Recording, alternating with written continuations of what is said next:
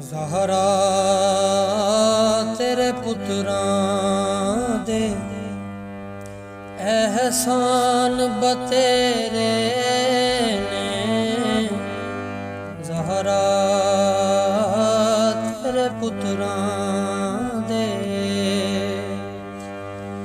ਜ਼ਹਰਾ ਤੇਰੇ ਪੁੱਤਰਾਂ ਦੇ ਅਹਿਸਾਨ ਬਤੇਰੇ ਨੇ। ਉਮਤ ਤੇ ਜੋ ਕੀਤੇ ਨੇ, ਉਮਤ ਤੇ ਜੋ ਕੀਤੇ ਨੇ ਅਹਿਸਾਨ ਬਤੇਰੇ ਨੇ। ਉਮਤ ਤੇ ਜੋ ਕੀਤੇ ਨੇ ਅਹਿਸਾਨ ਬਤੇਰੇ